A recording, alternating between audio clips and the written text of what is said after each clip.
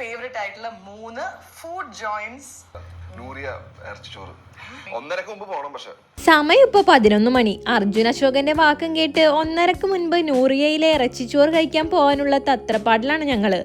ചെറായിലെ വീട്ടിൽ നിന്നിറങ്ങി നേരെ ഫോട്ടോ കൊച്ചിക്ക് വെച്ച് പിടിച്ചു.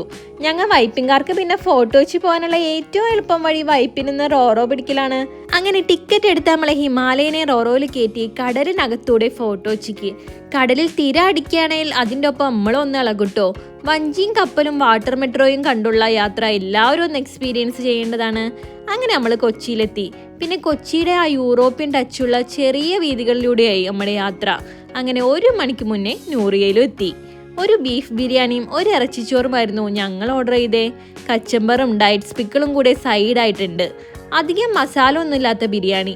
ഫസ്റ്റ് ബൈറ്റ് എടുത്തപ്പോൾ തന്നെ എനിക്ക് പെരുത്ത് ഇഷ്ടപ്പെട്ടു. അധികം ഓയിലി ഒന്നും അല്ല കേട്ടോ, നല്ല സോഫ്റ്റ് ആയിട്ടുള്ള ബീഫ് കഷ്ണങ്ങളും. അടുത്ത ഊഴം ഇറച്ചിച്ചോറിൻ്റെതായിരുന്നു. പ്ലേറ്റിലേക്ക് ഇട്ടിട്ട് ആ കച്ചമ്പറും കൂടെ ആ സോഫ്റ്റ് ആയിട്ടുള്ള ബീഫ് പീസും കൂടെ മിക്സ് ചെയ്ത് കഴിച്ചു നോക്കി. നന്നായിരുന്നു കേട്ടോ. ആദ്യമായിട്ട് കഴിച്ചുകൊണ്ടാണോ എന്നറിയില്ല, ഇറച്ചിച്ചോറിനേക്കാളും 1 പിടി കൂടുതൽ ഇഷ്ടപ്പെട്ടത് ബീഫ് ബിരിയാണി ആയിരുന്നു.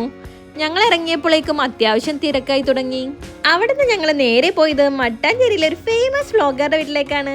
ആളുടെ വീട് പണിയൊക്കെ നടക്കണത് ഒരു നോക്ക് കണ്ടിട്ട് വണ്ടി എടുത്ത് നേരെ മട്ടാഞ്ചേരി പാലസിലേക്ക് വിട്ടു. കൊച്ചിയുടെ മുഖമുദ്രയാണ് ഈ പാലസ്. ഇതിന് തൊട്ടു മുന്നിൽ കാണുന്നതാണ് പഴയന്നൂർ ഭഗവതി ടെമ്പിൾ. 1555 പോർച്ചുഗീസുകാരെ കൊച്ചിൻ മഹാരാജാവിന് ഗിഫ്റ്റായിട്ട് നിർമ്മിച്ചു കൊടുത്ത ടെമ്പിൾ ആട്ടോ ഇത്. 5 രൂപയുടെ ടിക്കറ്റ് എടുത്ത് വേണം നമുക്ക് അകത്തേക്ക് കയറാനായിട്ട്. 1545 പോർച്ചുഗീസുകാരാണ് ഈ കൊട്ടാരം നിർമ്മിച്ചത്. അത് കഴിഞ്ഞ് പിന്നീട് ഡച്ചുകാർ വന്നപ്പോൾ അവരുടെ രീതിയിലുള്ള അറ്റകുറ്റപ്പണികൾ നടത്തി. അതുകൊണ്ട് ഇതിനെ ഡച്ച് പാലസ് എന്നും പറയാറുണ്ട്. പണ്ടത്തെ നാണയങ്ങളും പല്ലക്കൊക്കെ മ്യൂസിയത്തിലുണ്ടെങ്കിലും ഈ കൊത്തുപണികളാട്ടോ നമ്മുടെ ശ്രദ്ധയിൽപ്പെടാ. എന്ത് ഭംഗിയായിട്ടാണല്ലേ മരത്തിലൊക്കെ ഈ ചിത്രപ്പണികൾ ചെയ്തിട്ടുള്ളത്. മ്യൂസിയം ആയതുകൊണ്ട് തന്നെ അന്നത്തെ കാലത്തെ ശേഷിപ്പുകളൊക്കെ ഭംഗിയായി വെച്ചേക്കുന്നത് കാണാം. അവിടെ നിന്ന് ഇറങ്ങിയിട്ട് നേരെ മട്ടാഞ്ചേരിയുടെ ഹൃദയഭാഗത്തു കൂടി ഒന്ന് നടന്നു. ഒന്നും വാങ്ങിയില്ലെങ്കിലും ഇവയൊക്കെ കണ്ടുകൊണ്ട് ഇങ്ങനെ നടക്കുന്നത് തന്നെ ഒരു രസമല്ലേ. ഫോറിനേഴ്സിനെയൊക്കെ അട്രാക്ട് ചെയ്യാനായിട്ട് ഉണ്ടാക്കിയതാട്ടോ ഇവിടുത്തെ മിക്ക ഐറ്റംസും. ഇതാണ് ജ്യൂസ് സ്ട്രീറ്റ്. നല്ല വെയിലായോണ്ട് തന്നെ 2 നാരങ്ങ വെള്ളം അങ്ങോട്ട് കാച്ചി. സിനഗോഗ് ആയിരുന്നു നമ്മുടെ നെക്സ്റ്റ് ലക്ഷ്യം. അങ്ങോട്ടേക്കുള്ള വഴിയിൽ കയറിയപ്പോഴാണ് പോലീസ് മ്യൂസിയം കണ്ടത്. രാജകാലഘട്ടം മുതലുള്ള പോലീസ് വേഷങ്ങൾ ഇവിടെ പ്രദർശിപ്പിച്ചിട്ടുണ്ട്. വിലങ്ങും ഓരോ പോലീസേഴ്സിന്റെ റാങ്കും ഫിംഗർ പ്രിന്റ്സ് എങ്ങനെ ഐഡന്റിഫൈ ചെയ്യാനുള്ള സംഭവങ്ങളൊക്കെ അവിടെ കാണാറുന്നു. പിന്നെ സിനഗോഗിലേക്ക്. ഇതാണ് തോന്നുന്നത് കേരളത്തിലെ ഏറ്റവും കൂടുതൽ സേവ് ദ ഡേറ്റ് എടുക്കുന്ന ലൊക്കേഷൻ. ഇന്നും ഫോട്ടോഷൂട്ടിന് അത്യാവശ്യം ആൾക്കാരുണ്ട് കേട്ടാ. കൊച്ചിയിലെ ഈ വഴികളൊക്കെ കാണുമ്പോൾ ശരിക്കും വേറൊരു രാജ്യത്തേക്ക് നമ്മൾ പോയ ഫീലാണ് കിട്ടുക. 1560 നിർമ്മിച്ച ഈ സിനഗോഗ് കോമൺവെൽത്ത് രാജ്യങ്ങളിൽ വെച്ച് ഏറ്റവും പഴക്കമുള്ളതാണ്. സാറ്റർഡേ ഹോളിഡേ ആയതുകൊണ്ട് തന്നെ ഇവിടെ ഞങ്ങൾക്ക് കയറാൻ പറ്റിയില്ല. അങ്ങനെ ജൂ ടൗൺ വിസിറ്റ് ചെയ്ത് കഴിഞ്ഞ് പാലസിനടുത്തെ പാർക്കിൽ ചെന്നിരുന്ന് കുറച്ച് ടൈം റെസ്റ്റ് എടുത്ത് വണ്ടിയുമായി നേരെ ഭ്രാന്തൻ കുര്യച്ചൻ്റെ പള്ളിയിലേക്ക്. നമ്മുടെ ഭീഷ്മപർവ്വത്തിലൊക്കെ പറയണ ആ പള്ളി. ഇവിടെ മെഴുകുതിരി മുല്ലപ്പൂമാലയൊക്കെ വെച്ച് പ്രാർത്ഥിച്ച പ്രാർത്ഥനകളൊക്കെ നടക്കും എന്നാട്ടോ വിശ്വാസം. വെയിലായോണ്ട് തന്നെ നല്ല ദാഹം ഉണ്ടായിരുന്നു. നേരെ റിനു സ്കൂൾ ബാറിലേക്ക് വിട്ടു.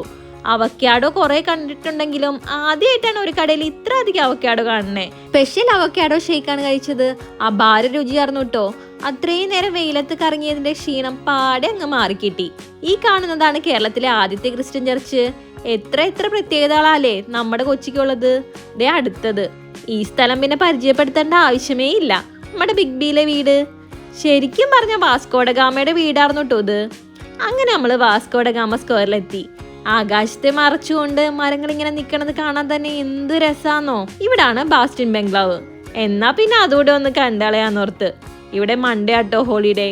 പല സ്ഥലത്തും ഹോളിഡേ പല ഡേയ്സിലായോണ്ട് തന്നെ ഒറ്റ ദിവസം കൊണ്ട് എല്ലാം കാണൽ നടക്കില്ല. വേറെ സ്ഥലങ്ങളെ അപേക്ഷിച്ച് ഇവിടെ എൻട്രി ഫീ കുറച്ച് കൂടുതലായിട്ട് തോന്നി. അകത്ത് അത്ര അധികം കാണാനായിട്ടൊന്നും ഉണ്ടായില്ല. അന്നത്തെ കാലത്തെ അടുക്കള അതുപോലെ തന്നെ അവിടെ പ്രിസർവ് ചെയ്ത് വെച്ചിട്ടുണ്ട്. അത് കുറച്ച് രസമായിട്ട് തോന്നി. പുറത്തിറങ്ങി കുറച്ചു നേരം കടലിൽ നിന്നുള്ള കാറ്റ് കൊണ്ട് റെസ്റ്റ് എടുത്തു.